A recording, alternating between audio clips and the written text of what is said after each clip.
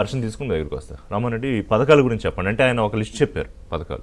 మీరు నేను పొంగులేటి ఆయన ఎక్కడో మాట్లాడుతూ ఇదిగో మేము ఇవి చేస్తున్నాము, ప్రజలు ఆనందంగా ఉన్నారని మీరు చూడలేకపోతున్నారా, అందుకు మీకు దుఃఖం వస్తుందా, ఉండాల్సింది మోదం కాకుండా ఖేదం ఎందుకు వస్తుందని ఆయన అడిగాడు. ఏంటి మరి ప్రజలకు ఏది నిజం ఏది అబద్ధం? ఇప్పుడు ఒక సామాన్య ప్రజానికం అనేటటువంటి గత పాలనని ఈ పాలనని బేరీజ్ వేసుకుంటారు ఎవరైనా కూడా. ఇప్పుడు మేము రుణమాఫీ చేస్తామని చెప్పింది నిజమే, వచ్చిన తర్వాత రుణమాఫీ కూడా మేము చేసినాం కదా. అయితే మేము చెప్పింది ఏంటిది, వాళ్ళు ఆరోపిస్తుంది ఏంటిది, విమర్శిస్తున్నటువంటి సంగతి మనం మాట్లాడుకోవాలి. మేము 2 లక్షల వరకు ఉంటున్నటువంటి రుణాలు మొత్తం మాఫీ చేస్తామని మేము చెప్పినాము, దాని మీద కట్టుబడి ఉన్నాము. 21,000 కోట్ల రూపాయలు రికార్డు స్థాయిలో ఇన్ నో టైం. సరే ఆర్థిక పరిస్థితి బాగుంది బాగాలేదు అన్నప్పటికీ అయానో భయానో కాయకష్టం ఏదో చేస్తున్నాం, కానీ మాట మీద మేము నిలబడ్డాం.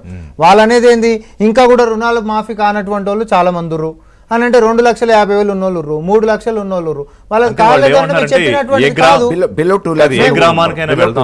ప్రతి గ్రామంలోనూ ఉన్నారని అది 100% వాళ్ళప్పుడు కూడా ఉంటారు. వాళ్ళు 10 సంవత్సరాలుగా 3 దఫాలుగా చేసినట్టు రుణమాఫీలో ఏ గ్రామం పేరు చెప్తాడో మళ్ళీ నేను చెప్పాను రిపోదాము. మీ అప్పుడు 100% గ్రామంలో రుణమాఫీ అయిన వాళ్ళని చూపిస్తారా మీరు?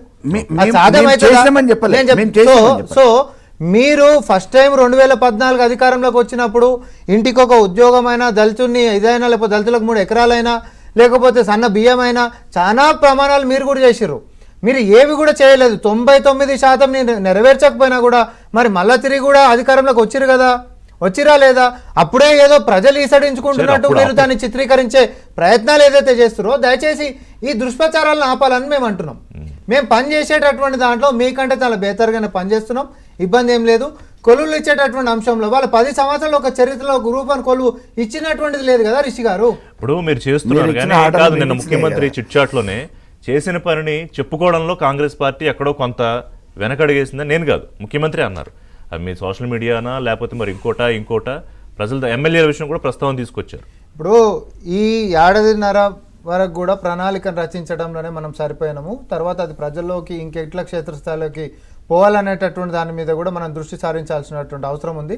ఎందుకంటే ఈ ప్రభుత్వం చేసిందేంది అనేటటువంటి చర్చ ఎన్నికలకు 6 నెలల ముంగట విస్తృత స్థాయిగా జరుగుతుంది. కాబట్టి అప్పటికి ప్రజలకి మనం ఏం చేసినాం, వాళ్ళు ఏం చేసారు, కొత్తగా వస్తున్నారు ఏం చేసేటటువంటి శక్తి ఉందో ఆ రోజు మనం. కానీ మీరేమనుకుంటున్నారంటే తెలంగాణలో ఉన్నది మీరు ప్రజలే అనుకుంటున్నారా, అవతల కేసీఆర్ ఉన్నారు, అది మర్చిపోతున్నారా ఏంటి మీరు? ఇప్పుడు కేసీఆర్ ఫామ్ హౌస్లు ఉన్నాడు కదా, కాకపోతే జనాలలో ఉంటే ఆయన గురించి చర్చ మేము చేస్తాం. బయటకు వచ్చాడు, ఒకరోజు చర్చ పెట్టినాం కదా. ఇక మరి ఇప్పుడు ఒకరోజు వచ్చింది కాబట్టి ఒకరోజు చర్చ పెడతాం, మళ్ళీ లోపల పోతే మళ్ళీ చర్చ ఏముంటుంది సార్?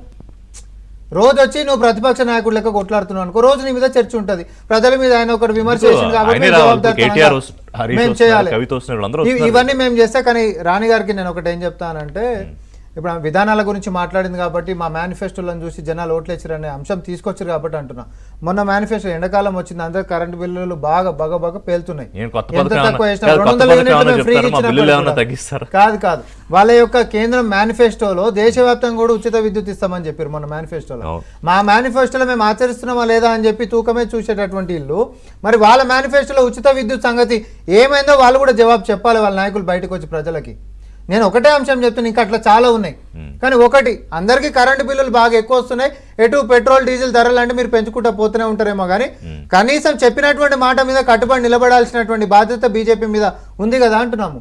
ఉత్తగానే మా మీద విమర్శలు చేస్తారు. పథకాల విషయానికి వస్తే ముఖ్యమంత్రి మాట్లాడిన మాటల్లో అవి సమంజసంగా ఉన్నాయా లేకపోతే విమర్శ ఉందా? ఎందుకంటే పథకాలు అనేది ప్రజలు సరే కొంత వాళ్ళకి తృప్తిగా లేరా, లేకపోతే కొంత వచ్చి కొంత రావట్లేదా, కొంతమందికి వచ్చి కొంతమందికి రావట్లేదా, ఇదంతా చర్చ ఎన్నికలు వచ్చినప్పుడు ఖచ్చితంగా బయటపడుతుంది. ఎందుకంటే అదే కదా, ఓటే కదా ఆయుధం మనకి ప్రజాస్వామ్యంలో ఉన్నది. ప్రభుత్వాలు ఎందుకు మారుతాయి, అప్పుడే మారుతాయి.